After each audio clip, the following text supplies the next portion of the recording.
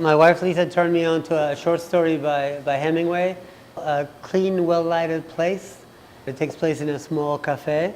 To make a short story shorter, it's about giving dignity. The cafe itself, we're just hoping that it creates that.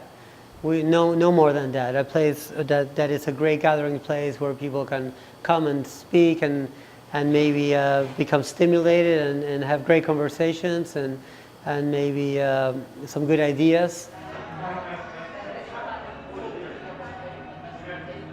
My name is Flavio Lichtenthal. I'm from Argentina originally, and now myself and my family live in the Berkshires. My current profession is coffee roaster and cafe owner.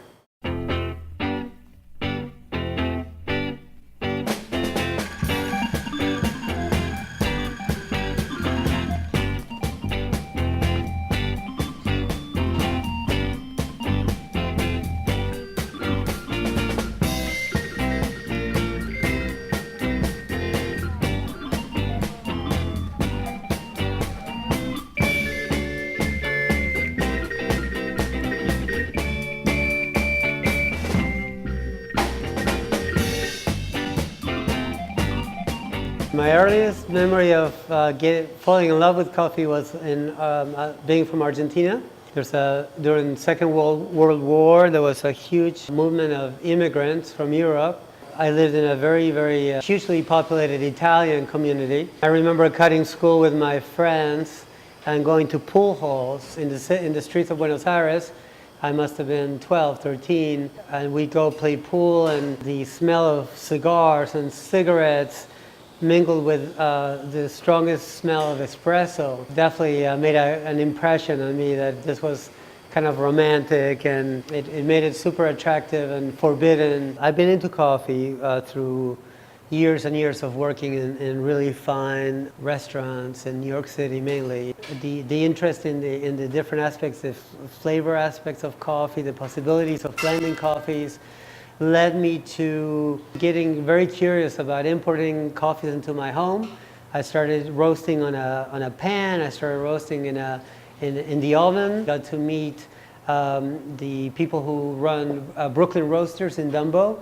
I had a chance to do some roasting with them, watch them roast, piqued my curiosity. I kind of started a passion about learning how to develop the flavor in a bean, how to maximize what a bean, bring out the best of any particular origin. It's a great humbling endeavor because you are always reminded how little you know and how much there is to learn.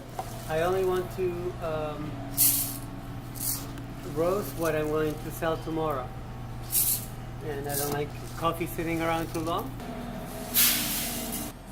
We're a very small batch roastery right now. Every roast that comes out of Six Depot, that every coffee that's drunk at Six Depot, I've had a hand in. So what's special about it? I don't know. There's a lot of great coffee. There's a lot of talented roasters. But I can definitely vouch for that any coffee that is served here, I have approved of. I've tested, I've sampled, I was present for the roasting processes. I think that every roast needs attention, so I can speak for it.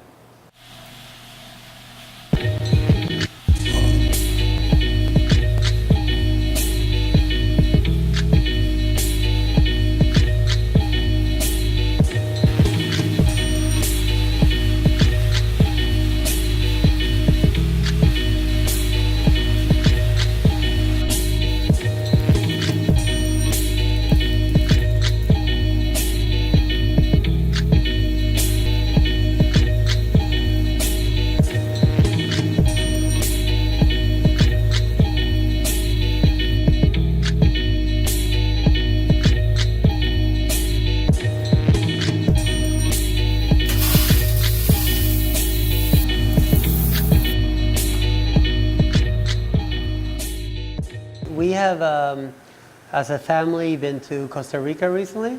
I've been to Brazil, I've been to Colombia.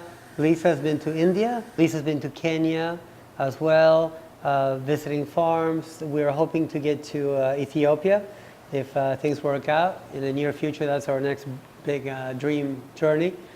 It was incredibly humbling to realize what it takes to get that bean from the coffee tree to your cup. Because coffee is something that we always take for granted. It's always around.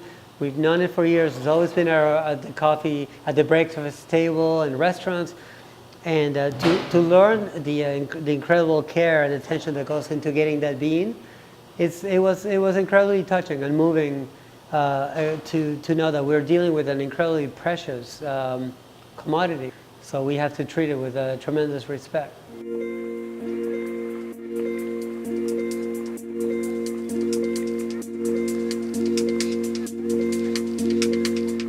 I feel that through history, coffee has been a catalyst for ideas, and people gathering in Ethiopia. There's a ritual called Buna Buna.